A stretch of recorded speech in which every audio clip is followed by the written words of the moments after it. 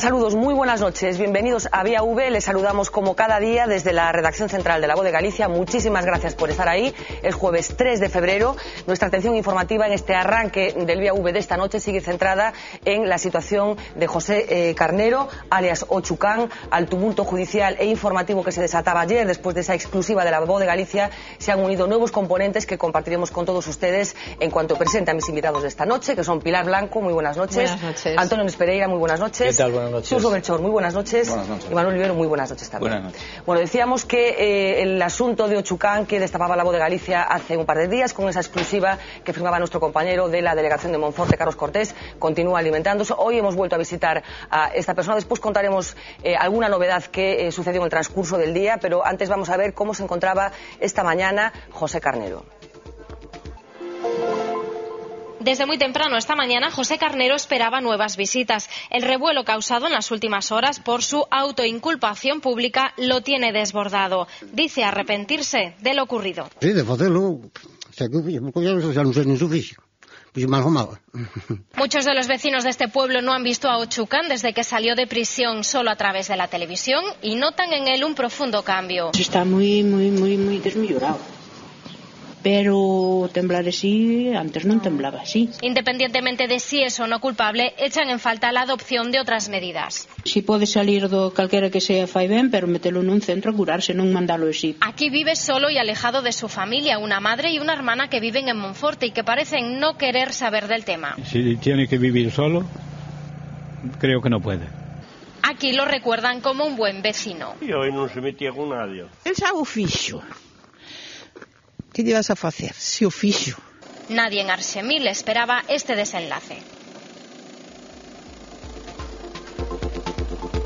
Bueno, esto, como decíamos, tenía lugar esta mañana. Un equipo de V Televisión visitaba otra vez esta aldea de un caso que yo no sé, Pilar, que nos inspira. Pues terrible. Bueno, yo creo que además aquí la reflexión que deberíamos de hacer es qué estamos haciendo con este tipo de personas que tienen trastornos de este tipo, ¿no? O que tienen desajustes emocionales. Bueno, tiene diagnosticado una esquizofrenia y epilepsia. Exacto. Entonces, yo creo que vamos, yo no creo que vayamos por buen camino. Yo creo que hemos abandonado aquel camino de ingresar a ciertas personas con ciertos problemas, siempre dentro de una coherencia, porque evidentemente yo creo que hubo momentos en los que se abusó de aquellos llamados manicomios. Yo creo que hay formas mucho más avanzadas de tratar a estas personas, y me da la impresión de que en este momento este tipo de personas con esta forma que hemos de intentar introducirlos otra vez en la sociedad y que puedan llevar una vida normal, nos hemos saltado una cierta barrera, ¿no? Yo creo que es gente que necesita realmente... Claro, es que para que nuestros espectadores recuerden un poco la situación, este hombre pasó 3 años en prisión preventiva hasta que se celebró el juicio. En el transcurso de ese juicio, como ya saben todos ustedes, fue declarado no culpable por ausencia de pruebas, y una vez que se produjo este veredicto fue puesto en libertad, volvió a la casa en la que lleva residiendo desde hace años, solo en una casa con unas condiciones que son las que son y sin ningún tipo de control con respecto a la medicación, por ejemplo. Manuel. Sí, vamos a ver. Yo creo que aquí hay que tener en cuenta 3 cuestiones. Uno, el procedimiento judicial, claro, que ahí hay que conservar la calma. Claro. Estamos en periodo de recurso de la sentencia.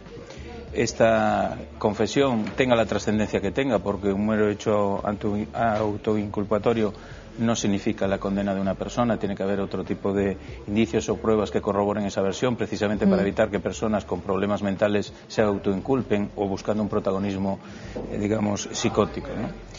Ese es un aspecto. Yo creo que ahí simplemente hay que esperar. Estamos en plazo de recurso. Yo supongo que las partes acusadoras, Ministerio Fiscal, si lo considera oportuno, que supongo que sí, y la acusación particular formularán recurso ante el Tribunal Superior de Justicia de Galicia, y pues a la vista del procedimiento y de esta nueva situación, analizará y dictará lo que sea procedente. Eso por un lado.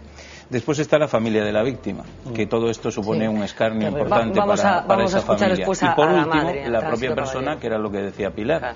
Estamos en una situación donde es una persona que claramente tiene problemas y deben de intervenir otros servicios que no son propiamente la justicia, ¿no? Es decir, servicios sociales que puedan buscar un encauzamiento a esta situación en tanto en cuanto no se resuelva la parte jurídica. Porque además en estos casos son personas que pueden me imagino yo no tengo ni idea de estos problemas médicos, pero me imagino que pueden reincidir en algún acto de este tipo. O sea, que es gente que si ha cometido un acto de este tipo, pues su enfermedad puede llevarle en una situación. La esquizofrenia con la medicación controlada podría no tener problema, pero es que el problema es que no se medicaba. Que él no se medicaba. No se medicaba. Antonio. Sí, yo coincido con lo que decía Manuel. Yo creo que desde el punto de vista público, incluso desde el punto de vista ciudadano, para mí es uno de los detalles o uno de los hechos más estomagantes que uno ha visto en estos últimos tiempos. Me parece además que esta sobreexposición mediática no está contribuyendo para nada ni a la credibilidad del sistema, ni tampoco pues a la credibilidad de su propia, digamos que, autoinculpación.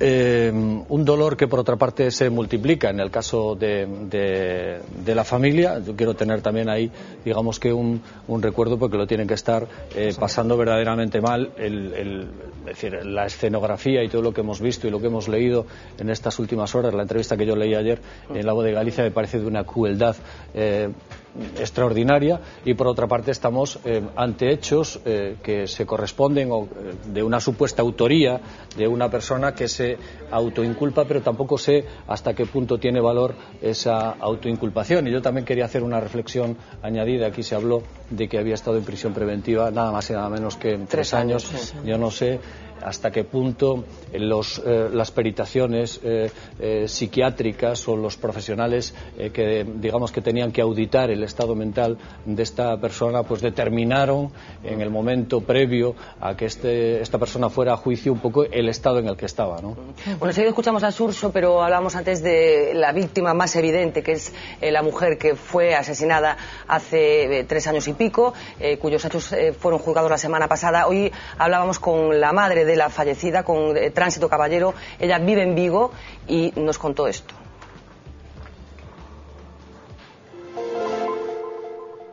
Yo no puedo hacer justicia porque no puedo. Solamente puedo decir, ay Dios, que pienso, que tengo fe de que cumpla con lo que tiene que cumplir con la cárcel. Si lo viera, sí le preguntaría ¿por qué? ¿Por qué razón le hizo todo eso? Porque si mi hija era muy buena, según declaró que escuché, que mi hija era buenísima, pues no lo entiendo. A mi hija la destrozó. O sea, que no es un golpe y ya está.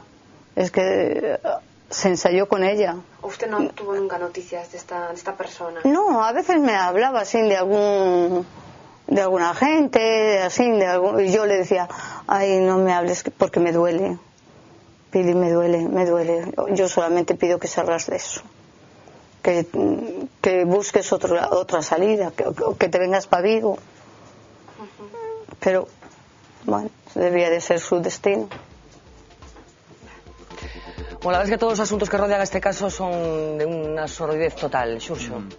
Yo coincido plenamente con que una vez que el crimen se ha cometido y sorprendido por cómo se ha llevado a cabo un proceso judicial en el cual no se ha encontrado ninguna prueba, mientras que después este hombre se ha autoinculpado y parece ser que, aun no habiendo pruebas, había el convencimiento de que él era culpable.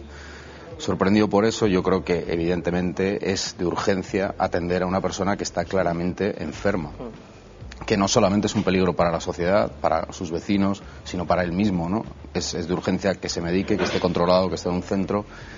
Y lo que decía antes Pilar, hubo un tiempo en el que se encerraba en un manicomio cualquier persona. Hoy en día la tesis es reintroducirlos a la sociedad, pero es que hay muchos enfermos que por sus circunstancias vitales no están preparados para estar en la sociedad, ¿no? Y exige un poco más de vigilancia.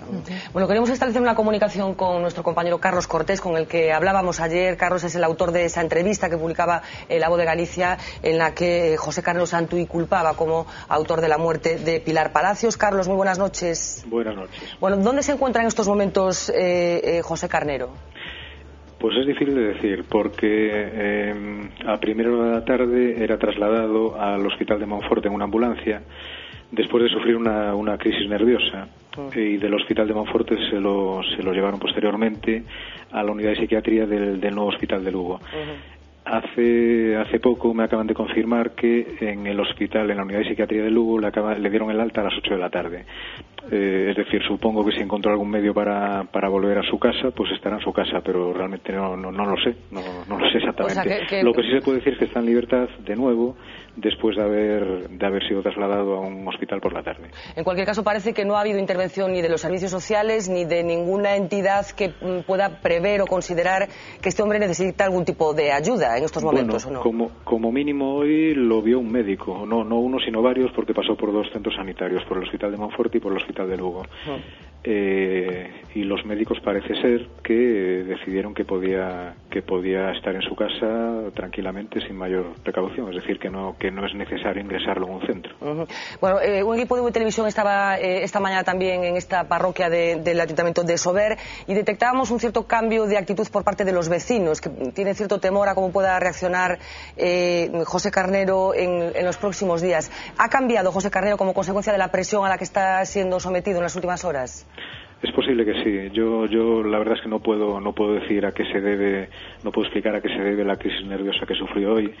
Lo que sí me consta es que fue algo repentino, sin ninguna provocación previa, es decir, no hubo un incidente que la provocase, y que después de esa crisis él estaba de nuevo completamente tranquilo, es decir, tuvo un momento de perder el control, digamos, y después de eso se volvía a comportar con una persona aparentemente normal, amable, y es más, no recordaba nada de lo que le había pasado durante la crisis. Bueno, pues estás describiendo un brote aparentemente claro, ¿no? Nada, era simplemente una conexión que queríamos hacer contigo, Carlos. De nuevo, enhorabuena por tu trabajo y te notamos cansado. Descansa, ¿vale? Sí. Venga, muchas gracias, Carlos. Buenas noches. Gracias a vosotros. Bueno, sí, Manuel. Sí, yo quería apuntar que en un Estado de Derecho muchas veces nos encontramos con situaciones como estas, que son sangrantes, pero a lo mejor hay 10 millones de procedimientos al año que se sustancian ante los tribunales de justicia. Evidentemente este tipo de situaciones son escandalosas, pero vivimos en un sistema garantista donde prima el derecho de un inocente a no ser condenado. Es mejor eso que esté un culpable en la calle. El procedimiento se ha desarrollado de una determinada manera. Ahora va a ser, supongo, analizado por esa segunda instancia del TSJ, y yo ahí recomendaría calma, sin más. Me das un pie estupendo porque precisamente para aclarar, como bien decías, este caso tiene varias vertientes. Una es la judicial, y para aclarar un poco el camino procesal que pueda seguir este caso, hablábamos esta tarde con uno de los penalistas más reconocidos de aquí de la ciudad de A Coruña, es Ramón Sierra, y esta es la valoración que él hace del camino que puede seguir este caso. Sería necesario que hubiese una sentencia del Tribunal Superior de Justicia de la Comunidad Autónoma de Galicia que dijese que había algún tipo de vulneración de algún derecho fundamental que obligase a repetir el juicio. Al haber sido juzgado una persona, todo lo que declare al margen del proceso no tiene trascendencia o eficacia procesal para el proceso en sí. Si por contra el Tribunal Superior de Justicia considera que la sentencia obliga a repetir el juicio porque ha habido algún tipo de nulidad, básicamente porque se ha vulnerado un derecho, hay un material nuevo incriminatorio que podría ser objeto de consideración, cual es una declaración extrajudicial en la que el imputado procesado reconoce los hechos. Si el resultado del recurso es confirmar la sentencia absolutoria, contra esa persona no se puede hacer nada.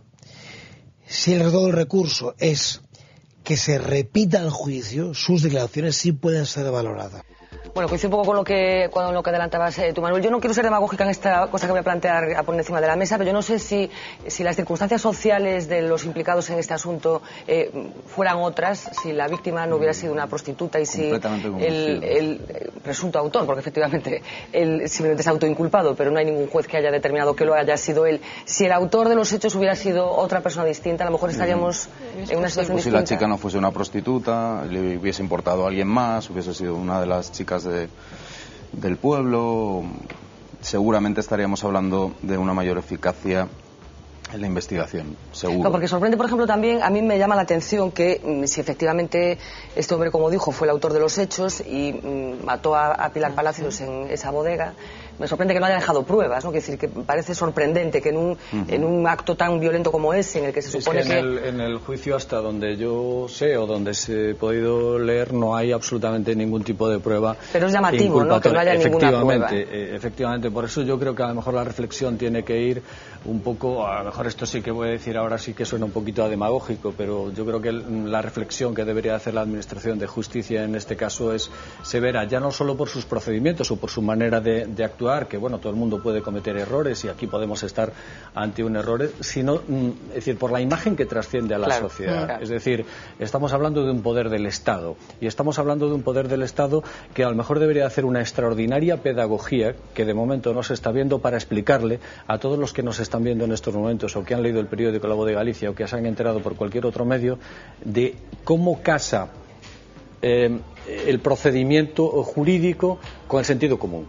Es decir, y decir claramente qué margen de veracidad puede tener la autoinculpación de esta persona, dónde está un procedimiento absolutorio, o sea, que derivó en la absolución de esta persona, cómo se hizo todo ese procedimiento, qué pruebas se pusieron al alcance de ese jurado para que valorara esos hechos. Como una persona que sale no culpable se ha tirado 3 años en la cárcel. Exactamente. Bueno, pero la media, probablemente Manuel, que es abogado, mejor, la media de las prisiones preventivas no sé por dónde anda, pero... Sí, pero bueno, incluso puede dar lugar a una indemnización, ¿no?, si se confirma la sentencia absolutoria. Y además, solamente a renglón seguido de lo que decía Xurxo, y vuelvo un poco a mi argumento del principio, es decir, en esos 3 años no hay, es decir, situaciones de alerta que la propia prisión, yo no sé si se llama juez de vigilancia penitenciaria, bueno, la figura que sea en esos momentos que tenga que estar un poco al tanto de la evolución de esa persona, no tiene pues unos conocimientos o no tiene, digamos, que una puesta al día del estado de salud de esta persona, por ejemplo. Lo que está claro es que el sistema ha fallado. En principio, si se confirma, porque no olvidemos que ha habido casos constatados donde ante autoinculpaciones después se ha demostrado que son inocentes, que buscan maté a Kennedy porque me apetece salir en los periódicos, problemas psicóticos, de búsqueda de un protagonismo espurio. Entonces, a ver, en estas situaciones, insisto, hay que conservar la calma. Es cierto que los equipos penitenciarios pueden detectar una patología, pero una cosa es el procedimiento penal y otra son las derivadas civiles en la persona, en cualquier persona, que pueden manifestar una disfunción personal, psicótica, que para eso está la incapacitación, para eso están las medidas. Y como tú bien apuntabas antes, Pilar, hemos pasado de un extremo al otro. Ahora, lo difícil es buscar centros adecuados donde se trate adecuadamente o se hagan unos centros de día o unos seguimientos de atención domiciliaria para que tomen la medicación, porque muchas de estas personas el problema está en que no toman la medicación. Es que no la estaba tomando. Bueno, a mí, Pilar, enseguida nos cuentas, me apetecía insistir mucho en la derivada social de este asunto.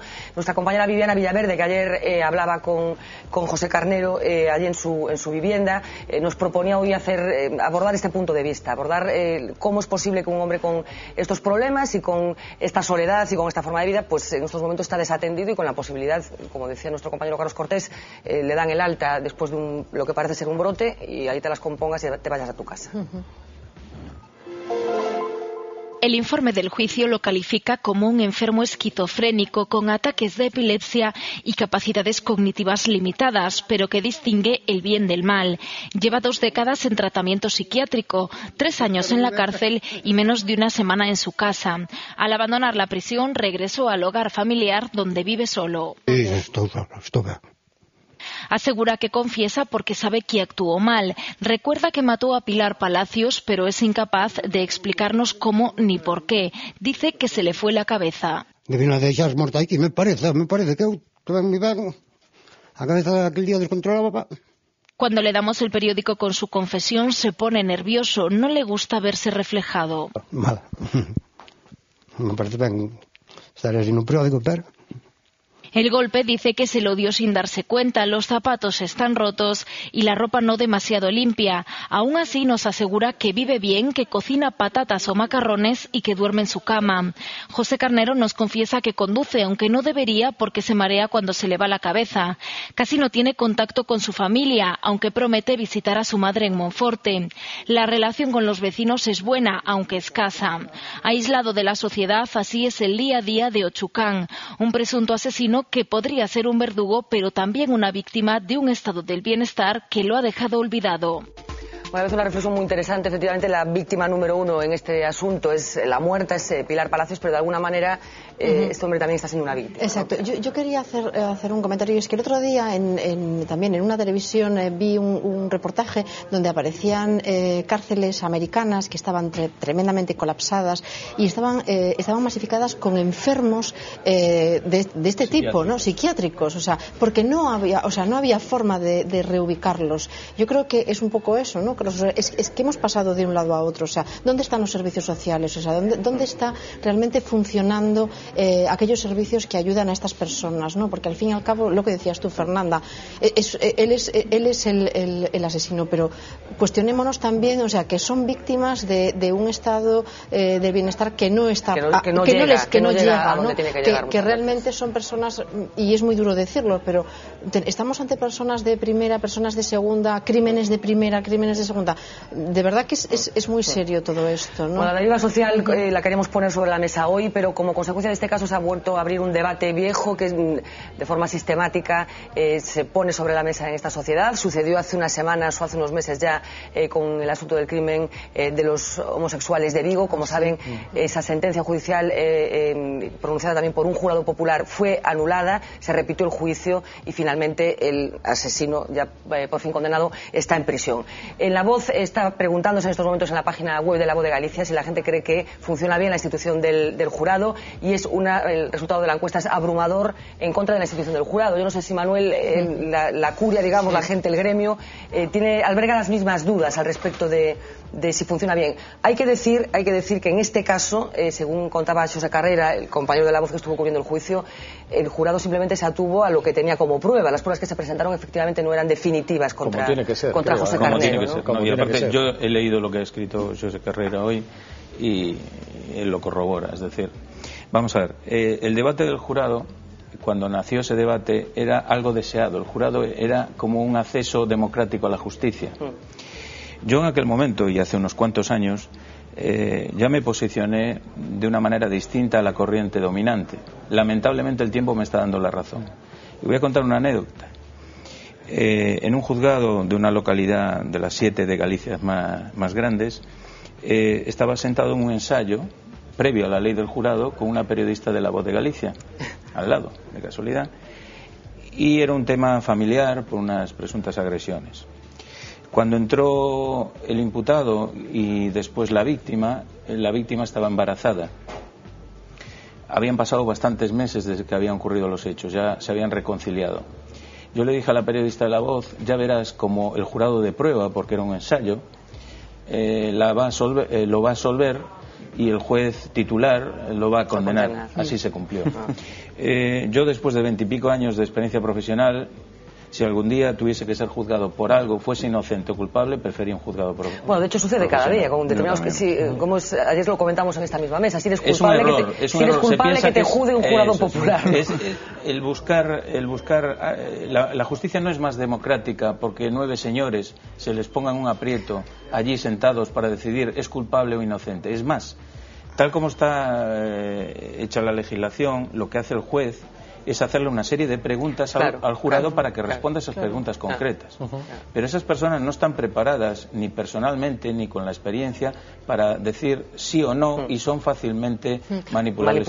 Estamos viendo ahora sigues. Estamos viendo esa tarta que decíamos, el jurado popular es adecuado para los casos de asesinato, y los lectores de La Voz.es pues abrumadoramente consideran que no. Sí, te decía, Manuel, que si es posible además que realmente el el juez sea capaz de mantener una postura muchísimo más aséptica emocionalmente. Es decir, porque yo me imagino sentada en un juicio y teniendo que te convoquen como jurado y tener que decidir si una persona... Creo que emocionalmente tendría una serie de reparos y de... Aparte, yo lo que creo es que no tiene mucho sentido exigirle a una persona, a un juez, una oposición de 8 años y que luego te cojan por la calle y digan, y ahora tú vas a hacer su trabajo. No parece con sentido.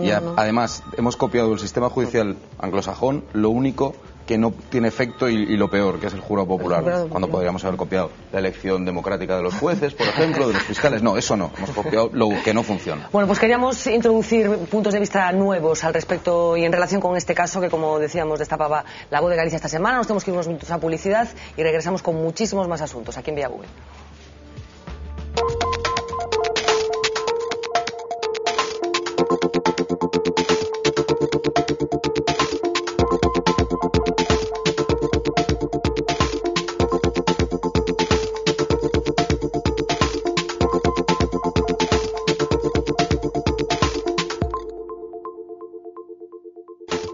14 minutos sobre las 10 de la noche, continúan en directo en Vía V. Enseguida vamos a ocuparnos de las novedades del día relacionadas con la Operación Orquesta, pero antes vamos a atender una llamada de última hora. Nuestra compañera Marta Carballo se encuentra cubriendo ¿qué? Marta, buenas noches. Hola, muy buenas noches. Bueno, pues cubriendo la presentación oficial del candidato del Partido Popular por Santiago a las próximas elecciones municipales, Gerardo Conde Roa. El lugar, el hall del multiusos Dosar, y la imagen que se quiere dar, una imagen de fortaleza y de unidad de un Partido Popular frente a los bipartitos. Y esa unidad pues la ha representado dos personas, Manuel Fraga, el fundador del Partido Popular, y Gerardo Fernández Albor, que a pesar de estar convaleciente de una reciente operación que le practicaron el pasado lunes, no ha querido perderse este acto. Están también el presidente del PP gallego, Alberto Núñez Feijóo, interviniendo en este momento para cerrar el acto, el presidente provincial del Partido Popular, Carlos de Negreira, y también candidatos del Partido Popular de otras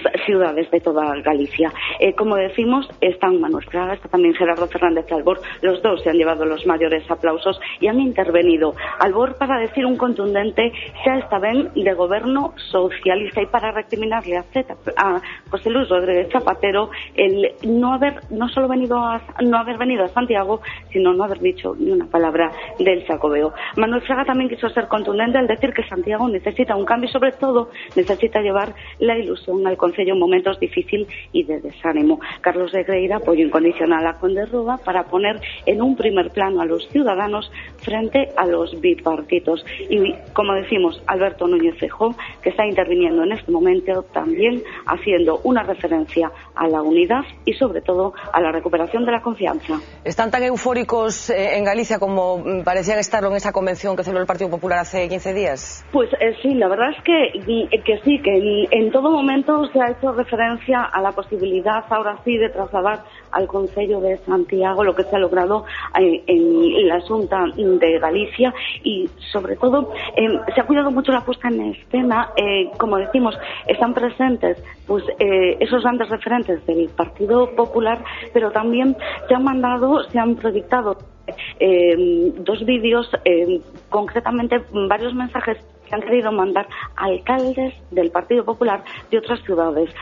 Se ha leído una carta de Rita Barberá, que había sido invitada a este acto y que no ha podido venir, decía, por problemas de agenda. Se han proyectado también mensajes de apoyo a Conde Roa por parte de alcaldes de otras ciudades como Marbella, Alicante y también Murcia. Es una sensación de que esta vez quieren ir a por todas, en este caso también aquí en Santiago, pero como te decía, hubo referencias también de la política a nivel nacional, muchas referencias a José Luis Rodríguez Zapatero y también al cambio, dicen, que necesita Santiago. Muy bien, con Marta. Esa proyección europea. Marta, pues perfecto. Teníamos curiosidad por saber qué pasaba en este, probablemente el primer gran acto electoral de pre-campaña que se celebra en Galicia, esa presentación de Conde Roa como candidato a la alcaldía de Santiago. Muchísimas gracias, Marta. Hasta luego. Buenas noches. Bueno, yo no sé si los apoyos, los vídeos que nos decía de los alcaldes elegidos han sido peligro, ¿no? más oportunos, ¿no?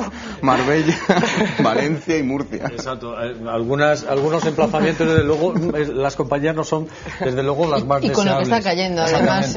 Y algunas fotos no son, en ese sentido, muy recomendables. Yo me estaba fijando en el vídeo también, es decir, del perfil de edad de las primeras filas de ese acto. Es decir, ahí hay mucho pasado. Es decir, ahí se está hablando de futuro. ¿Les está sobrando euforia al Partido Popular? Yo creo que sí, les está sobrando euforia porque, yo creo que este tipo de actos responden pues a la típica situación, como decía Groucho Marx, más madera es la guerra, ¿no? Estamos ante los meses previos a unas elecciones, entonces actos como escenografías como esta las vamos a ver ahora, pues multiplicadas por 2, y ese autobombo y desde luego ese de trasladar a la gente de que son un partido ganador forma parte de su estrategia. Claro, lo que pasa es que el Partido Popular de Galicia tiene un reto importante, que es conquistar las alcaldías de las principales ciudades, porque si se repite el escenario electoral actual, por mucho que intenten venderlo como lo contrario, no va a ser un buen resultado para ellos. No tienen un panorama muy halagüeño, ¿no? Porque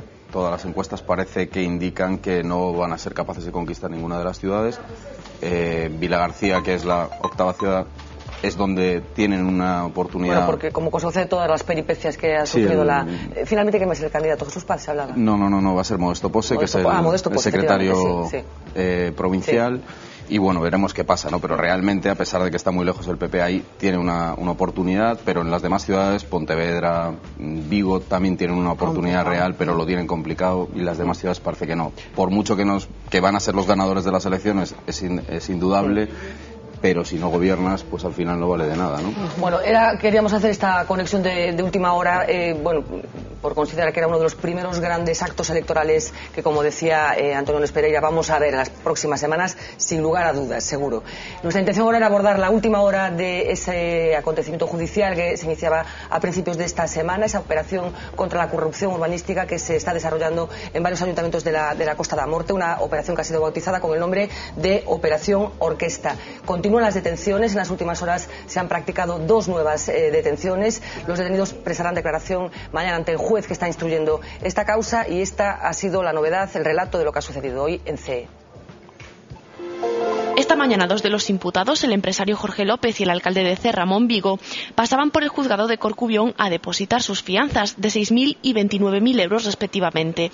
El alcalde de Cee lo hacía entre el apoyo de vecinos y colegas que dicen no entender la vorágine en la que se ha convertido la Operación Orquesta. Es muy exagerada. ¡Oh, mi madre querida! Este tío vive de alquiler. Conozco perfectamente, e sen da súa honestidade, sen da súa valía, sen da súa entrega aos servicios dos veciños.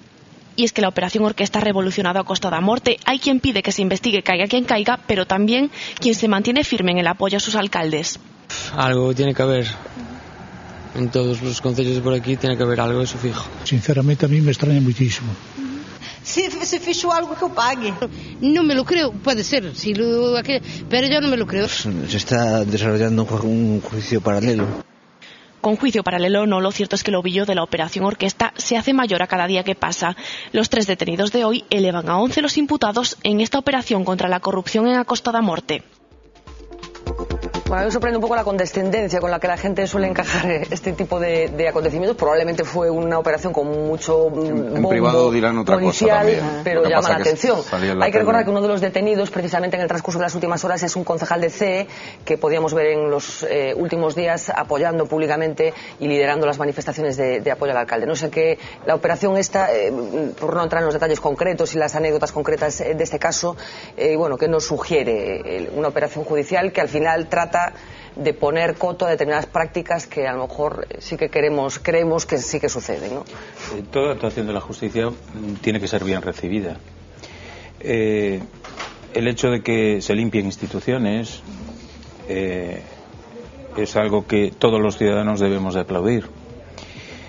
El problema es cuando se mezclan cuestiones políticas con actuaciones judiciales. Yo creo que hay que diferenciar claramente lo que es la actuación judicial. Los tribunales dirán lo que tengan que decir, se está en un proceso de investigación, pero muchas veces todo el escándalo que se monta mediáticamente en estas situaciones no siempre acaba con resultados concretos y con condenas, ¿no? Entonces, dejemos actuar a la justicia. todos aquellos que están en política no para hacer un servicio público, para defender unas ideas, sino para enriquecerse. O reflexionemos un poco, ¿cuánto cuestan todas las actividades que hacen los partidos políticos? Antes veíamos un acto publicitario sin más, que tiene un montaje, que tiene unos costes elevados. Eso multiplicámoslo por todo lo que se produce en el país. Yo creo que en el fondo también hay un problema de financiación de partidos políticos, aparte de aspiraciones individuales de enriquecimiento indebido. Efectivamente, bueno, yo coincido con lo que dice Manuel y sobre todo, efectivamente, hay que dejar actuar a la justicia. Todo este tipo de cosas tiene una escenografía muy espectacular.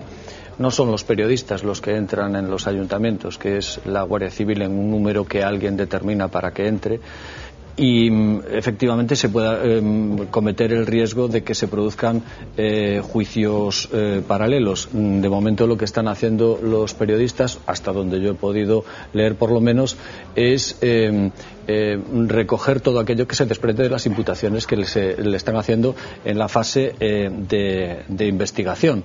A ver al final en lo que queda, porque estamos hablando de 11 detenidos, estamos hablando de personas de mucha relevancia social, por lo menos en los municipios, estamos hablando de concejales, estamos hablando de alcaldes, y a ver en qué queda todo esto al final. Pero por otra parte, esto para mí, bajo mi punto de vista, debería ser ejemplificante y debería también dejar encima de la mesa la reflexión de muchas veces cómo funcionan los ayuntamientos.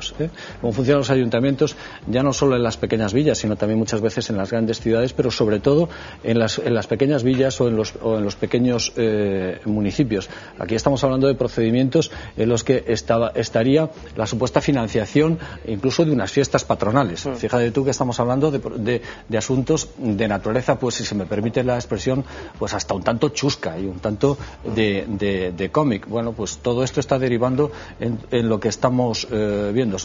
La gestión de los ayuntamientos sigue siendo una asignatura pendiente, bajo mi punto de vista, una escasísima formación, escasísima profesionalización, y desde luego los alcaldes, que parece, obedeciendo no sé a qué tipo de presiones o situaciones, pues están bordeando la ley con más frecuencia de la debida. Yo no sé si no están auxiliados por equipos administrativos sólidos, solventes y buenos profesionales, o si verdaderamente están siempre bordeando la ley e incluso pues entrando en procedimientos en apariencia o supuestamente delictivos, como estamos viendo en estos casos.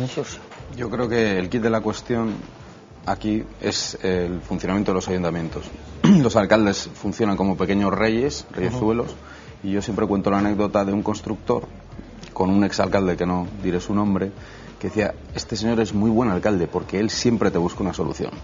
Es decir, que da igual que cumpla o no la legalidad, lo importante es que es bueno porque sabe saltarse la ley. Pero eso que dice el constructor también se lo dice el vecino. Sí.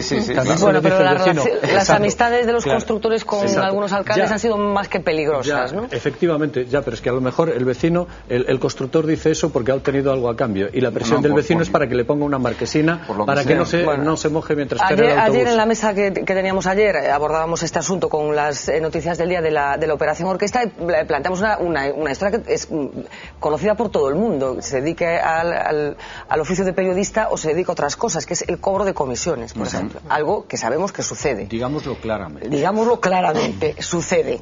Y nadie ha tomado y nadie ha tomado cartas en el asunto. Incluso recordamos también aquel momento en el que Pascual Maragall en el Parlamento catalán habló de que se estaba cobrando un 4% y se montó un lío fundamental. ¿De qué estás hablando? Es todo mentira, ¿no? Es cierto. Sí, la verdad es que es para repensarse todo. Yo creo que además, Fernanda, va muy en la línea en la que hemos estado hablando en Vigo estos días sobre repensar el modelo de Estado, repensar el modelo de los ayuntamientos, de las comunidades. O sea, tenemos que repensar, qué estamos haciendo, estos pequeños municipios y cómo se financian estos pequeños municipios. Pequeños y grandes tampoco. Pequeños y grandes, es cierto. Los pequeños, que a veces parece que es más fácil entrar en uno pequeño que remover uno grande, ¿no? Es cierto, pero bueno, que yo creo que deberíamos de repensarnos cómo se están autofinanciando o hasta dónde van a llegar para autofinanciarse. Luego el nivel, como tú bien decías, de presión que tienen sobre ayuntamientos que tienen para pagar la luz. Algunos yo creo que ya ni es. Que no deberían de ser ayuntamiento. Exactamente. Bueno, pero ese es otro debate, efectivamente. Pero va muy en conexión, ¿eh? Yo creo que además va muy en conexión. O sea, hasta qué punto hay municipios que pueden seguir manteniendo o que tienen que recurrir a ciertas situaciones pues realmente complejas debate que y puso complicadas, sobre la mesa de la crisis económica. y luego todo muy vinculado. Sí, nos hace replantear absolutamente todo. Grecia, recordemos a todos, cuando fue todo el asunto de Grecia, decidió por decreto suprimir ayuntamientos, ¿no? Hablando de crisis, por cierto, hablando de crisis, hoy hemos recibido una visita. Yo la verdad, además de los acuerdos que se pudieran adoptar, me gustaría que comentaros un poco el tono y la entrega colectiva hacia Angela Merkel. Parecía, ya sé que hablo de un tópico, pero parecía un episodio de un trozo de la película de Bienvenido Mr. Marshall, una entrega y una dedicación absolutamente apabullantes. Como decíamos, la canciller alemán visitó España y parece que nos ha absuelto, que de momento vamos bien.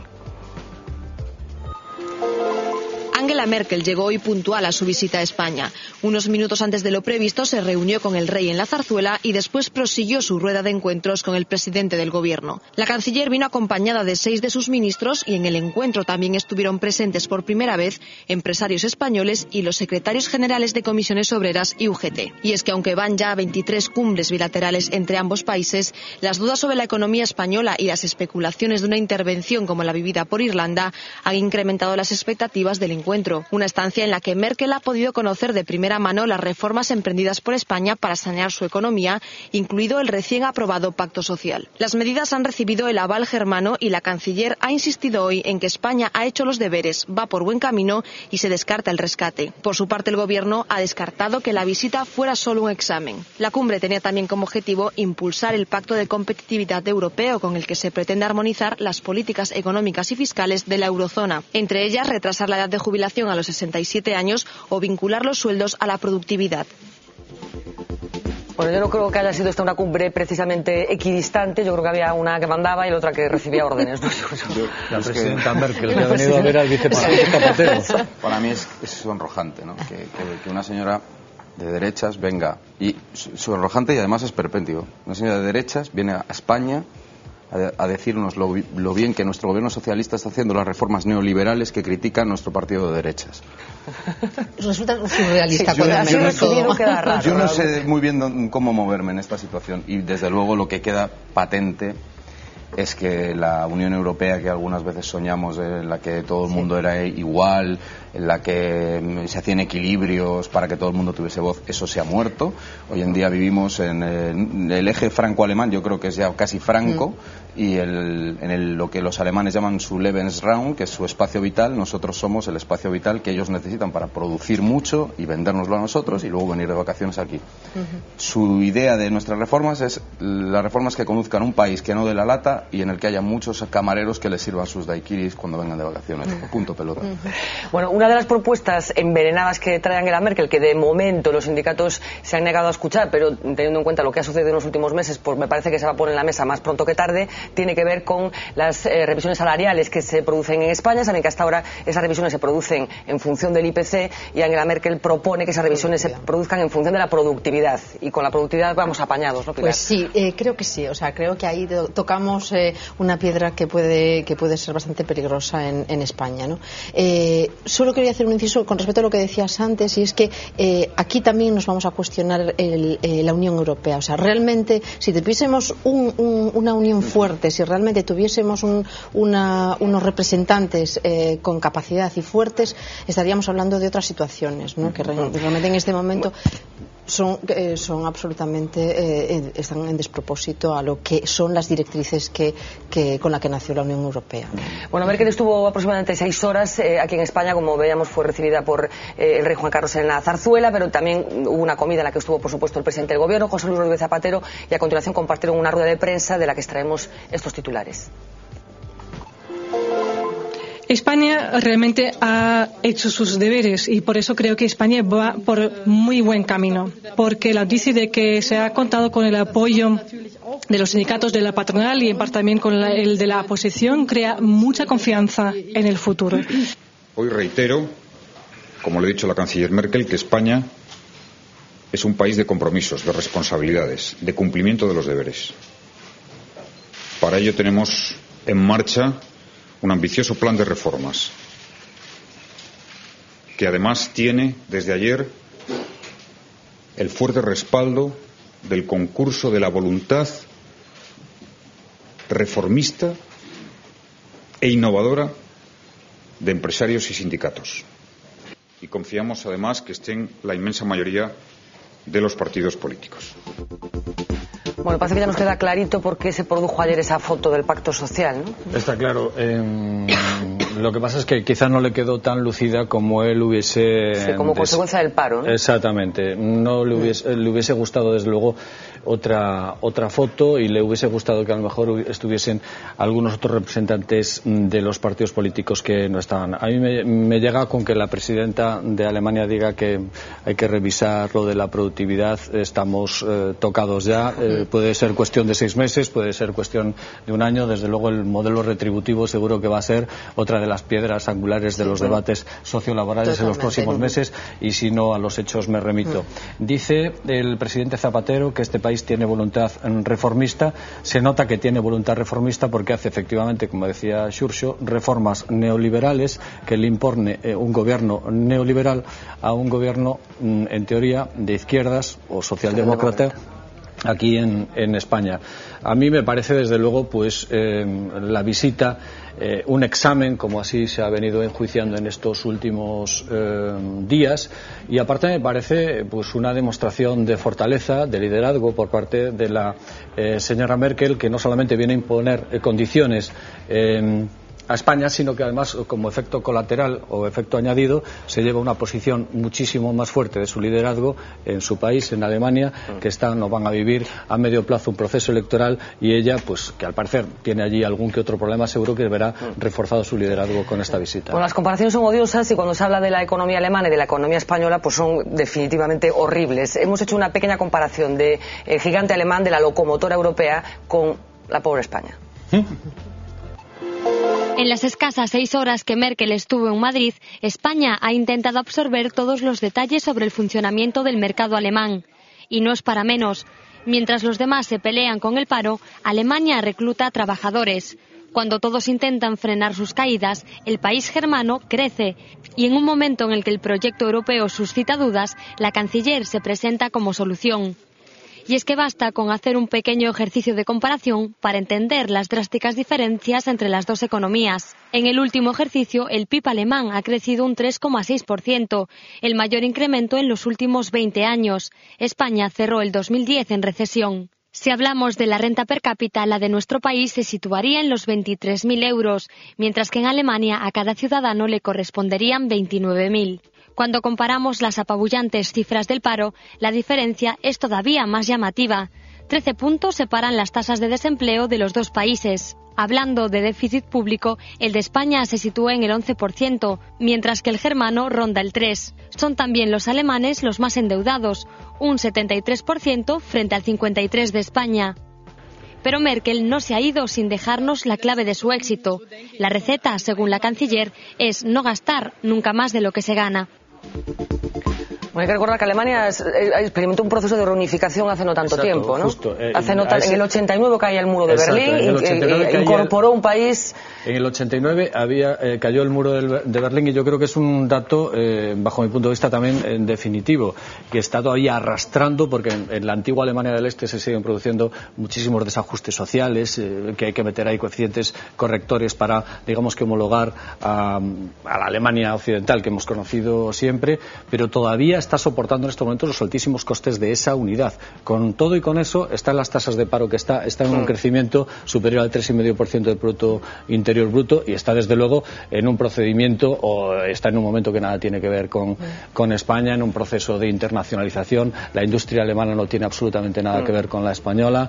Está entrando en mercados emergentes. La española no. Efectivamente, está entrando en mercados emergentes. Se está haciendo fuerte en países como Brasil, como México. En definitiva, ha hecho una apuesta por la innovación, que ese es un camino que aquí en España todavía está en pañales. Y no costará además.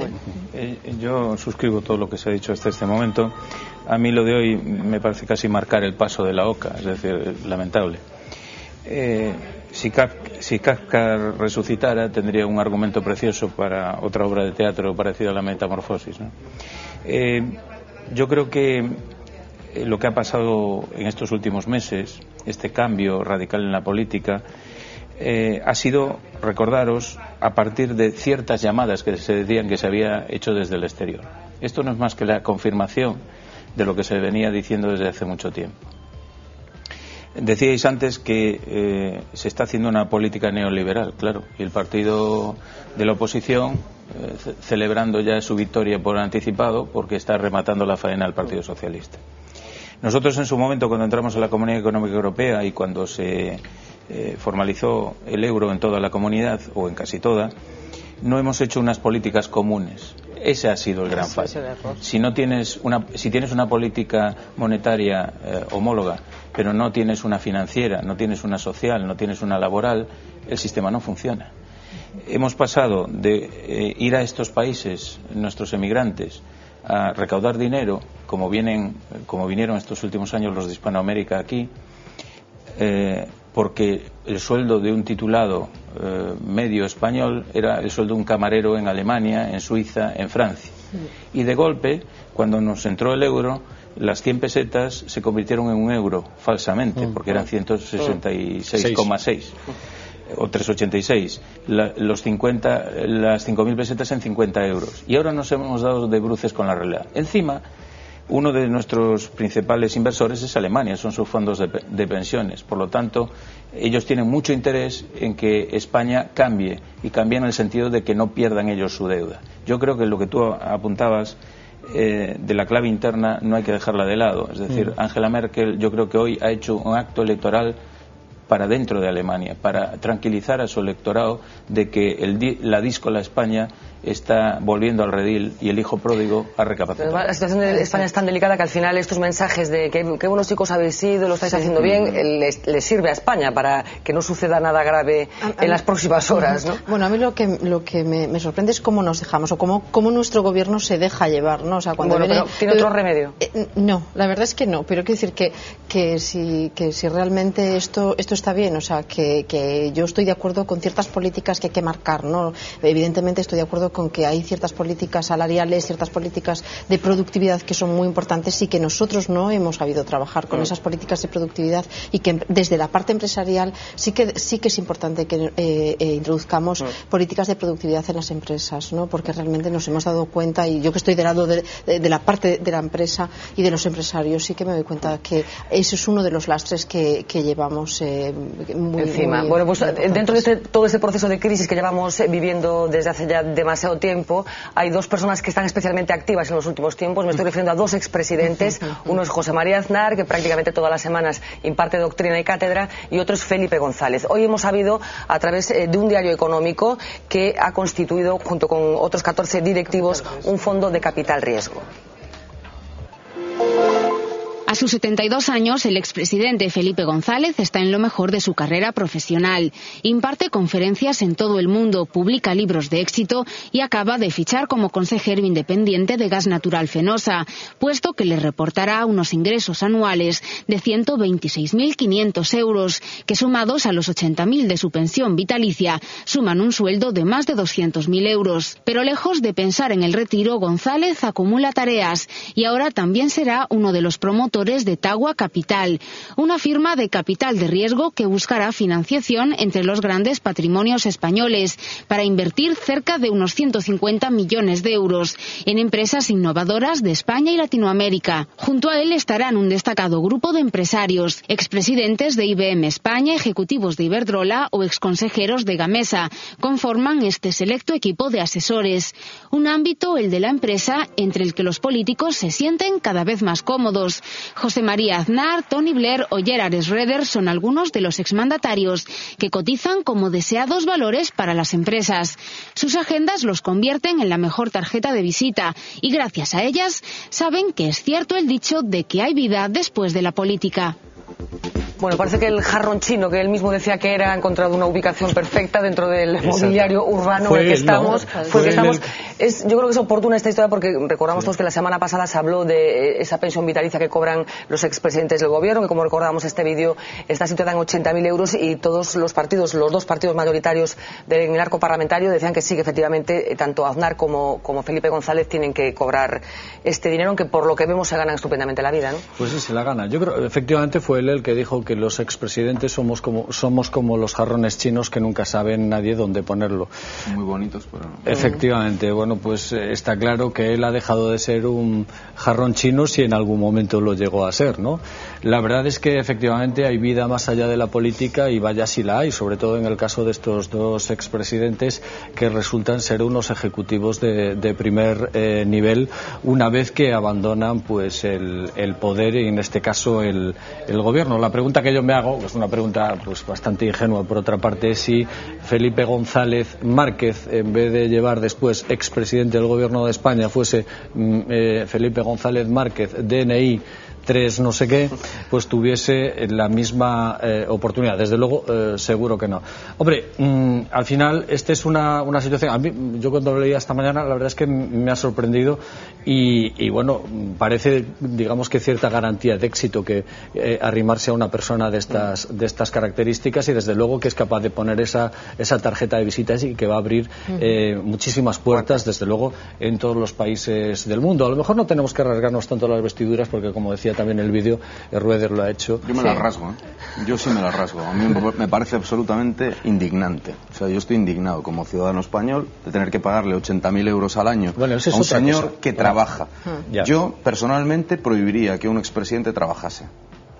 Lo prohibiría. Sé que es imposible. Entonces, si trabaja, no cobra los 80.000 euros. No, es que tú lo que estás hablando... es que son dos cosas distintas. No, pero para mí me resulta indignante que un presidente de un gobierno aproveche las relaciones y los contactos que ha hecho durante su gobierno para favorecer a una empresa privada. Creo que desacredita al país. Yo no creo que sea malo, en absoluto, que sea malo que realmente un expresidente de un gobierno lleve el sello. Incluso además es que es llevar el sello y la marca de España a otros mercados, a otros entornos, a otros business, ¿no? Yo creo que no es malo.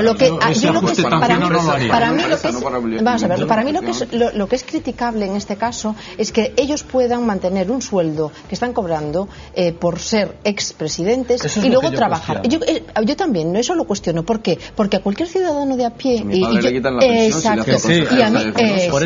y es que yo conozco gente, y además muy cercana a mí, llegada a mí, que tiene una pensión vitalicia por un problema físico y cobra una pensión, y tiene una carrera profesional que podría estar desarrollando, y que es una persona joven, y entra en una incompatibilidad terrible, ¿no? Claro, es que entonces, vamos a ver, volvemos otra vez al principio del programa.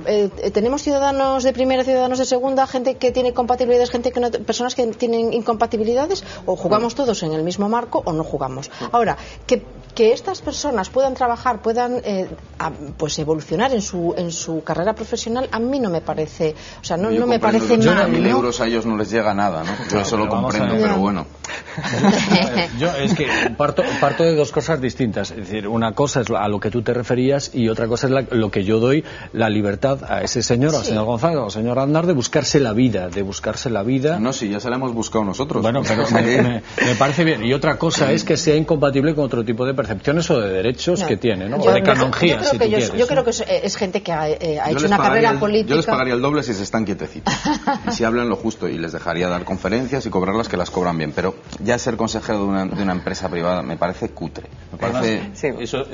A ver, con esto es fácil hacer demagogia, pero esta medida está pensada para que un presidente del gobierno, que en teoría ha sido el mayor ejecutivo del país y en teoría debió de haber generado riqueza y bienestar para su pueblo, para sus ciudadanos o conciudadanos, pues tenga garantizada y no esté mediatizada su actuación en ningún momento, porque el futuro lo va a tener, digamos, tranquilo y en un bienestar normal.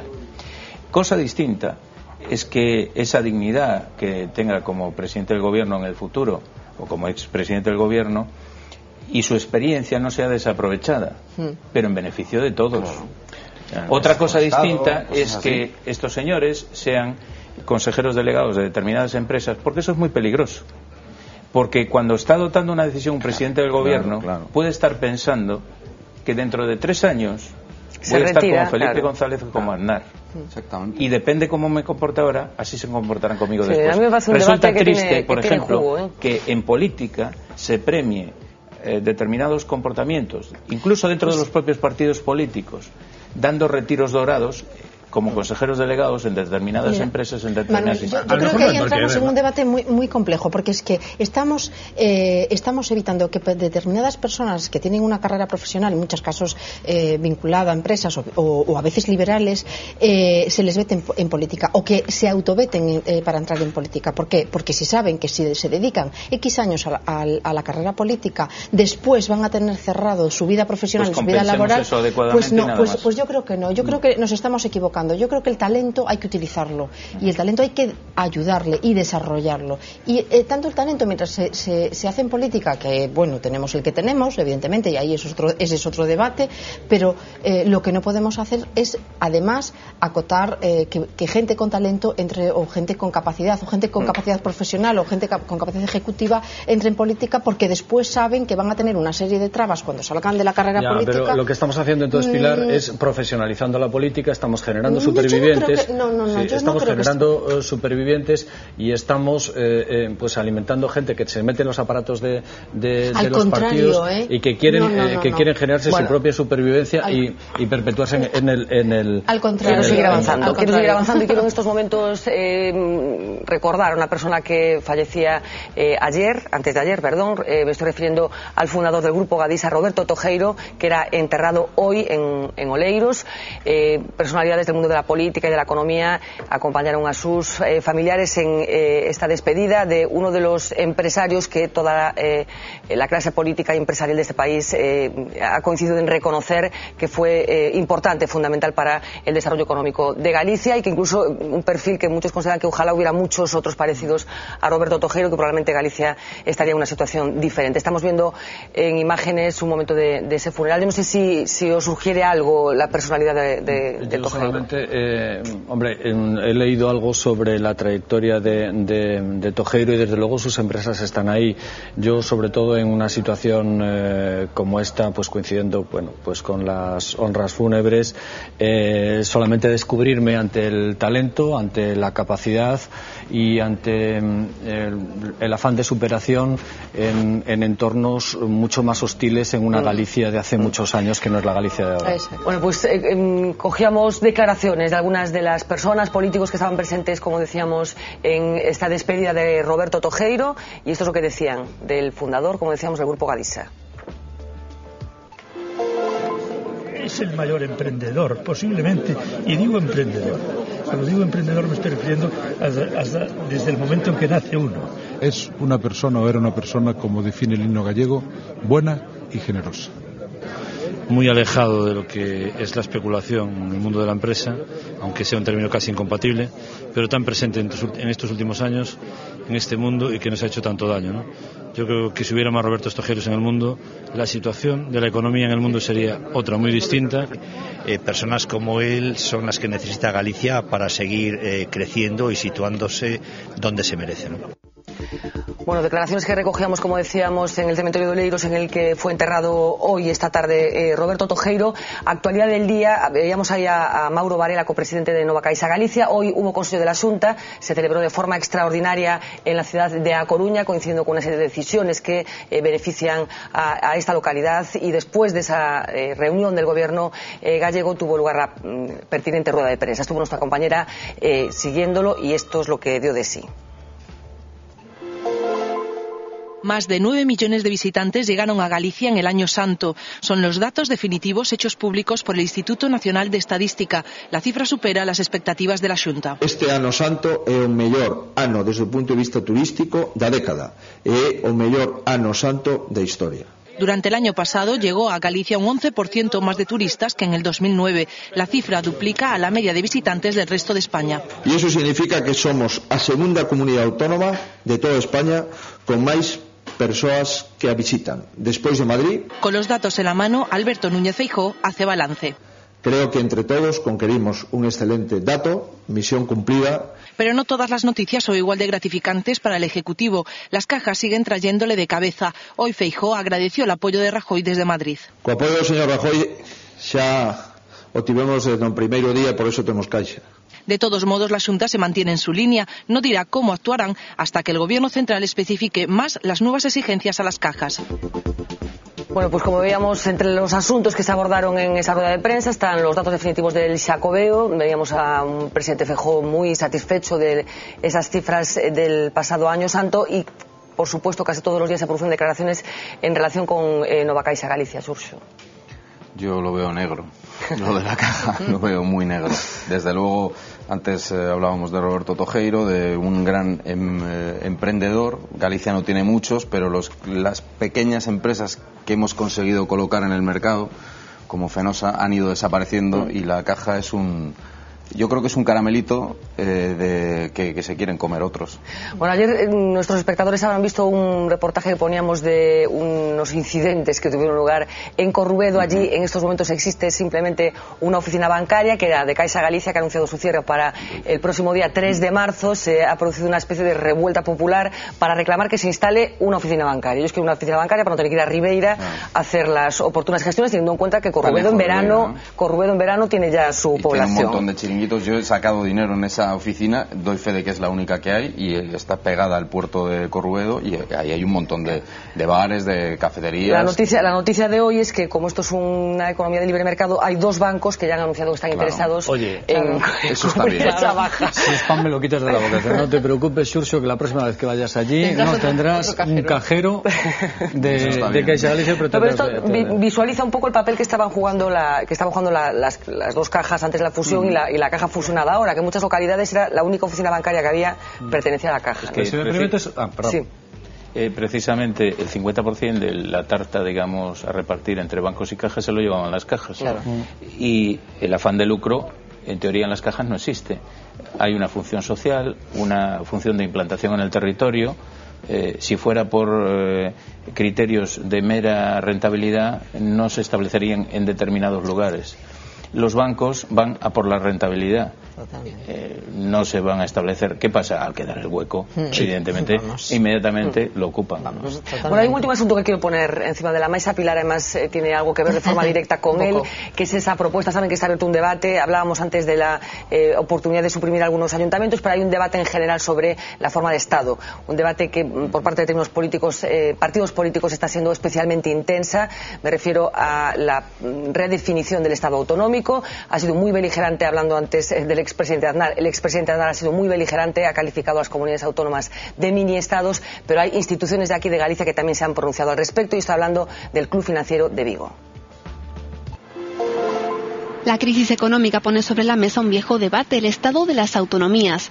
Siguiendo la línea planteada recientemente por algunos líderes políticos, el Club Financiero de Vigo acaba de publicar un informe en el que se valoran los principales problemas del actual modelo territorial, un modelo que califican de obsoleto y que para estos empresarios supone un importante escollo para el mercado. Por las rupturas de mercado que ha provocado, la diversidad de normativas. El documento, que ha sido remitido a la Xunta, al presidente del Gobierno y al Congreso de los Diputados, considera ineficaz y costosa la actual estructura del Estado. Aquí tenemos muchos más funcionarios en temas administrativos y muchos menos jueces, médicos, profesores, fuerzas de seguridad. La delicada dinámica a la que se han sujeto los gobiernos autonómicos desde su nacimiento es otra de las cuestiones sobre las que se reflexiona en esta publicación. Las comunidades autónomas, a la hora de plantear su financiación, ha sido muy poco proactivo. Se han limitado a pedir recursos y además aplicar la famosa cláusula Cans, cuando todo lo que consigue Cataluña debe de extenderse necesariamente al conjunto del Estado. En las últimas líneas, el texto solicita un pacto entre socialistas y populares para terminar con el actual mapa autonómico.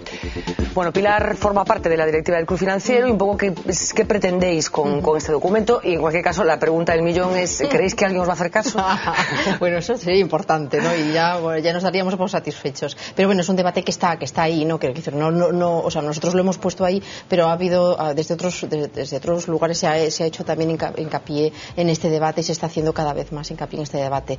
¿De dónde viene y por qué viene este debate? Bueno, pues evidentemente la situación económica, la situación de crisis, pues nos ha hecho repensar un poco el entorno administrativo y el entorno de desarrollo del propio Estado, ¿no? Yo creo que es una evolución que tiene una evolución natural del propio Estado. O sea, hemos llegado hasta un estado de autonomías, pero evidentemente es el modelo más eficaz. No es malo que esto tenga que cambiar. Es decir, que yo no, y desde el propio club no se trata de ser cerrados a la hora de proponer cambios, ¿no? Al contrario, lo que se busca. A mí mi pregunta es por qué se está insistiendo tanto con las autonomías cuando hay otros niveles de la administración en el que no se está siendo tan beligerante. Estamos hablando de las diputaciones provinciales, por ejemplo, de la necesidad de fusionar ayuntamientos, es decir, pero se está insistiendo de una forma muy evidente con las autonomías. En el documento se hace también, se habla de los ayuntamientos y se habla de todo el modelo administrativo, es decir, que desde los pequeños ayuntamientos, desde las diputaciones hasta las autonomías. O sea, repensar el Estado es repensar mucho más allá que el papel de las autonomías, evidentemente, y Galicia es un claro exponente de la situación. Tenemos un montón de pequeños municipios que, además lo hablábamos en un momento de la tertulia, ¿no? Decíamos, es que se están ahogando ellos mismos, no tienen financiación para poder mantenerse. Entonces, vamos a seguir manteniendo esto cuando los recursos cada vez son más limitados y estamos gastando un montón de dinero en mantener una serie de entes administrativos que no tienen para autoabastecerse. Yo creo que esto necesita repensarse y necesita avanzar en el modelo autonómico y en el modelo de Estado que hasta enseguida escucho, pero vamos a irnos a la primera, antes de nada, la primera del periódico de mañana, de La Voz de Galicia, la primera edición. El titular: Gobierno, patronal y sindicatos coinciden en ligar los sueldos al IPC. Merkel dice en Madrid que España ha hecho sus deberes y que las reformas generarán confianza en los mercados. La foto de primera, inevitablemente, para la situación de Egipto presa del caos y la violencia. Grupos armados impulsados por el gobierno atacan a los manifestantes, a los periodistas extranjeros y a los miembros de ONGs. Hay que estar muy pendientes de lo que suceda en Egipto en las próximas horas. Y un titular también dedicado a las cajas. En esta primera página de La Voz de mañana, la Caja estudia la venta de participaciones en empresas para capitalizarse. Xurxo. Yo quería hablar de las autonomías. Yo quería hablar de las autonomías. Yo vengo a hablar de las autonomías. Yo estoy, por una vez y sin que sirva de precedente, un poco de acuerdo con el señor Aznar. Y con el Club Financiero. Y con el Club Financiero, pero bueno, y con Alfonso Guerra, que va por ahí también. Yo creo que España, desde el siglo XIX, en vez de reformar el Estado, lo ha ido chapuceando constantemente. Buena parte de lo que tenemos ahora se lo debemos al señor González, que en vez de podría haber ayudado, ahora nos podría ayudar a resolver lo que nos creó, que es el famoso café para todos. Las autonomías, por supuesto que deben existir, por supuesto, en Galicia, en el País Vasco y en Cataluña, y quizás en Canarias, porque viven casi allá en Mauritania, ¿no? Por comodidad. Pero donde está la autonomía no puede existir el Estado. El Estado es la autonomía, no la colisión absoluta. Y, por supuesto, no pueden existir las diputaciones, que son el instrumento del siglo XIX que se dotó el Estado para gobernarse, ni ayuntamientos de 3.000, 2.000 habitantes. Lo que está haciendo es que se crean instituciones y no se disuelven las anteriores. Las autonomías deben existir, pero las que son normales, no que Murcia tenga un parlamento autonómico, Logroño, Santander... Un apunte nada más, simplemente decir que cuando esto nació de una determinada manera, y yo creo que el debate debe ir por la optimización, evitar las duplicidades. El problema es que ahora se han creado unos derechos, digamos, históricos de 30 años que sirvieron en un principio para unas reivindicaciones de tres partes del Estado español concretas, y ese café para todos que tú decías ahora ya se ha extendido y todos van a querer café. Entonces, la marcha atrás ahí va a ser difícil. Yo creo que es una evolución natural y va a pasar, creo, y espero que así sea, con el tema de las diputaciones, ¿no? O sea, que yo creo que es un modelo que está obsoleto en este momento y que debería de repensarse. Todo el mundo cuestiona cuando están en la oposición. Sí. A las diputaciones las cuestiona todo el mundo. Mira, que está fuera. Cuando gobiernan... Menos el vicepresidente de la Diputación de Lugo, que ayer lo entrevistamos, está en desacuerdo con las diputaciones. Yo solo un apunte con respecto a las diputaciones. El otro día estaba en una comida donde alguien hizo un comentario sobre la evolución de las diputaciones que me parece muy coherente. O sea, que deberían de reconvertirse en entes puramente administrativos y fuera de la política. Despolitizar. Nos estamos metiendo en un jardín que no nos da tiempo de transitar esta noche. Tenemos que despedirnos ya. Muchísimas gracias, Manuel, Xurxo, Antonio, Pilar, gracias por acompañarnos esta noche. Es jueves, así que nos vemos el próximo lunes a partir de las 10 menos 20, como siempre en directo. Tenemos la previsión de que nos acompañe el delegado del Gobierno en Galicia, Antonio Louro, que está agotando, por cierto, su mandato, porque como ya saben va a ser el candidato del Partido Socialista a la alcaldía de Pontevedra. Será, como decía, el próximo lunes a partir de las 10 menos 20. De momento les dejo con los titulares del día. Sean muy felices.